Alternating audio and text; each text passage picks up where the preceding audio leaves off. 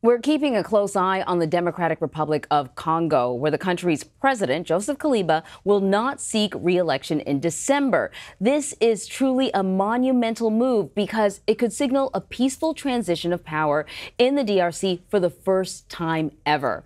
While Kabila is out of the running, former warlord Jean-Pierre Bemba hopes to become the country's next president. The International Criminal Court convicted Bemba of war crimes in 2016, but he was just acquitted in June.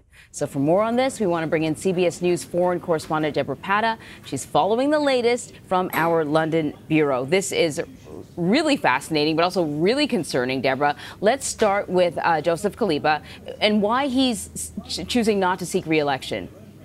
Well, it is a huge step. I mean, the Democratic Republic of Congo, as you correctly point out, has never had a peaceful transition to power. Joseph Kabila long overstayed his welcome. He was actually supposed to step down as president 2 years ago.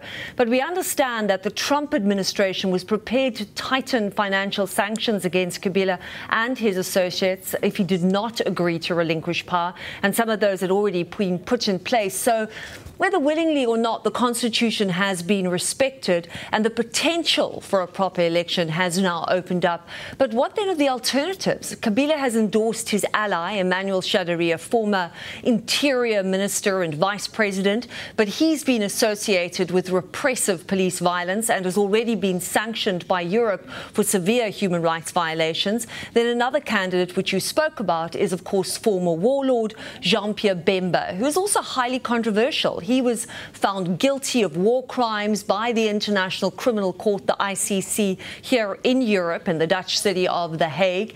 Bemba was the commander of a rebel movement in the DRC, and in the early 2000s, he sent his troops to neighboring Central African Republic to assist the then president, Jean-Pierre Bemba, quash a coup.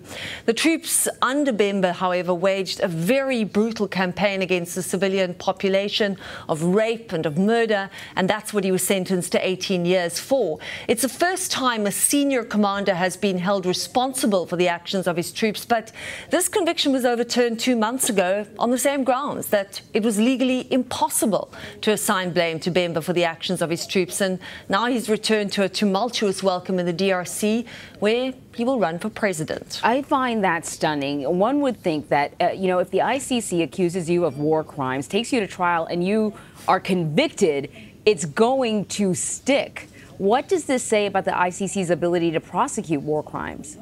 Absolutely. And you'd think Bemba would sort of say, OK, I got off that one, let me just go into retirement or something.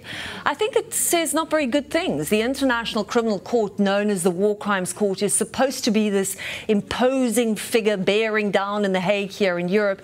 It was set up to prosecute essentially the worst crimes on earth, like genocide, gross human rights violations, rape as a weapon of war, and put an end to impunity by ensuring that these grave crimes don't go unpunished. But it suffers from many problems. Not every country supports the ICC. Some nations signed the Rome Statute that set up the court, but then didn't ratify that signature. And that includes the US, Israel and Russia as well. And other countries didn't even bother to sign it, including China and India. So the lack of participation by global superpowers is clearly an issue, Anne-Marie.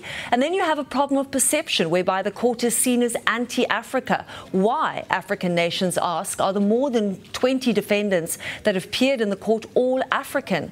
Now, some of that critique is easily dismissed. Most of the cases brought before the court from Africa were actually brought by the countries themselves, and in places, say, like Iraq or Syria, North Korea, where war crimes are endemic, the court has no jurisdiction. But nevertheless, the criticism has some sting because the court has dragged its feet investigating cases brought by non-African countries. And then the stunning reversal of judgment, which astounded legal experts regarding Bemba, has also been a huge blow, crippling the court politically. The conviction, as we've said, was hailed as a powerful victory because essentially it was the first time somebody so senior had been held accountable for condoning what was basically the public rape of women and men by his troops and the murder of unarmed civilians. Now, the court did not dispute the fact that these atrocities occurred. It simply has not held the leader responsible. And that leader, a known warlord, Jean-Pierre Bemba, could now be the president of the DRC.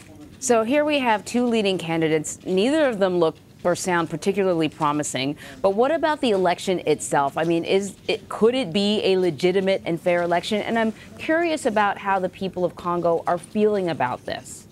Well, the DRC is a very vast and ethnically diverse nation. And, you know, as we've discussed, never, ever had a peaceful transition of power. So essentially, we had the country's first prime minister, Patrice Lumumba. He was removed in a coup. Then power was seized by the dictator Mobutu Sese Seko, who ruled the country for 3 decades. Laurent Kabila then seized power, but he was assassinated, leaving his son in charge of the country.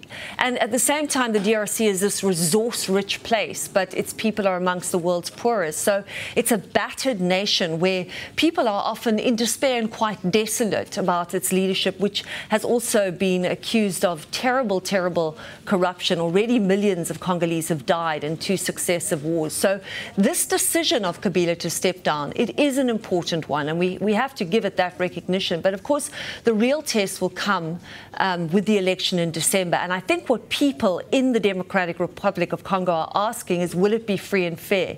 Will there be government crackdowns? Will there be an attempt to stifle opposition voices? Because there will be other candidates running who are in opposition to Kabila and to Bemba. And that, of course, is the big concern, that Kabila might support his chosen candidate and seek to silence rival politicians.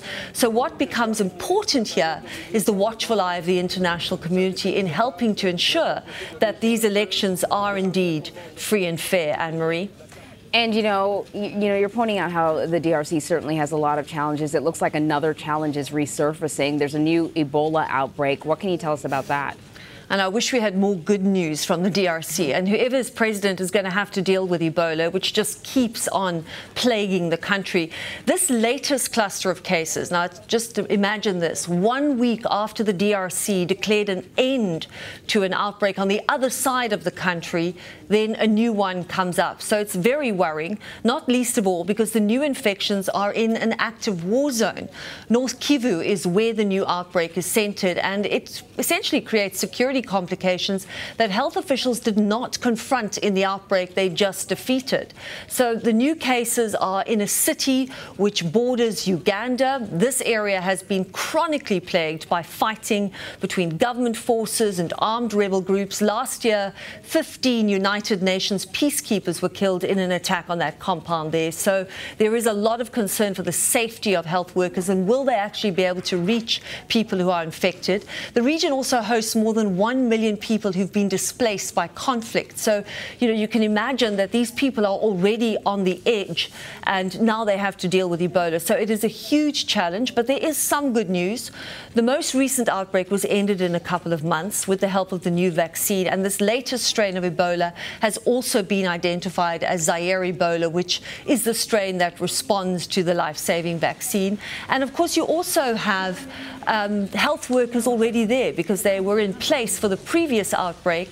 They're equipped to deal with such a crisis. So at least let's hope they could have a head start in containing it, Anne-Marie. Right, something that offers a little bit of hope for the DRC. Thank you very much, Debora Patta.